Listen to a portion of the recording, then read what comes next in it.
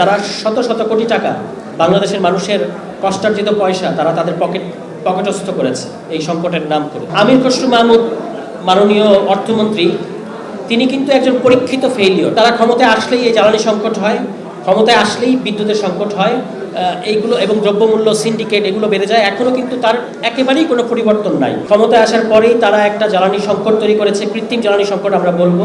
কারণ হচ্ছে ওই যে আমরা পাম্পগুলোতে যে দীর্ঘ লাইন দেখেছিলাম, এটা কিন্তু কোনো মজুদের ঘাটতির কারণে হয় নাই। মজুদ যথেষ্ট পরিমাণ ছিল, এটা সরকারও স্বীকার করেছিল, কিন্তু সরবরাহ এবং ম্যানেজমেন্টের অভাবের কারণে আমরা দেখেছি যে তখন এই সংকটটা তৈরি হয়েছিল। এবং এর মাধ্যমে বিশ্বাস করবার যথেষ্ট কারণ আছে যে তারা শত শত কোটি টাকা বাংলাদেশের মানুষের কষ্টার্জিত পয়সা তারা তাদের পকেটস্থ করেছে এই সংকটের নাম করে।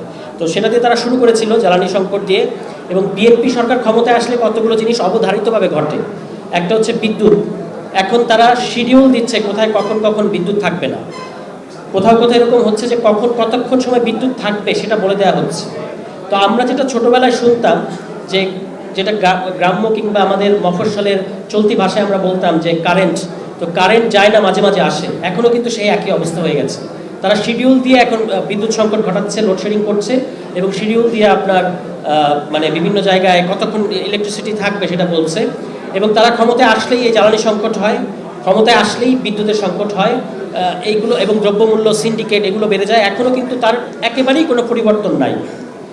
এই চট্টগ্রামের একজন প্রভাবশালী নেতা, আসলে দুজন প্রভাবশালী নেতা, সরকারের দুজন প্রভাবশালী মন্ত্রী, একজন হচ্ছে অর্থমন্ত্রী। তিনি বাজেট ঘোষণার আগে অনেক তার বাক্যের ফুলঝুরিতে আমরা একেবারে কুপোকাত হয়ে গেছিলাম।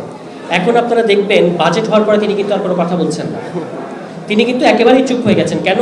কারণ তিনি IMF-এর কাছে গিয়েছিলেন এবং কোনো রকম ঋণ না পেয়ে ফেরত এসেছেন। তাকে শূন্য হাতে বিদায় করে দিয়েছে। কেন? কারণ তিনি NBR-এর সংস্কার করতে ব্যর্থ হয়েছেন এবং অন্তর্বর্তী সরকার ক্ষমতায় থাকা অবস্থায় যে NBR-এর সংস্কারটা, NBR-এর পৃথকীকরণ তখন করা হয়েছিল, সেটাকে ভণ্ডুল করে দিয়েছিলেন বিএনপি, তৎকালীন বিএনপি। এবং এখন তারা NBR-এর সংস্কার না করায় তাদেরকে IMF ঋণ দেয় না। তো আমির খসরু মাহমুদ মাননীয় অর্থমন্ত্রী তিনি কিন্তু একজন পরীক্ষিত ফেইলিওর এই অর্থে যে তিনি যখন 2001-06 সালে যখন বিএনপি ক্ষমতায় ছিল, তিনি ছিলেন বাণিজ্য মন্ত্রী।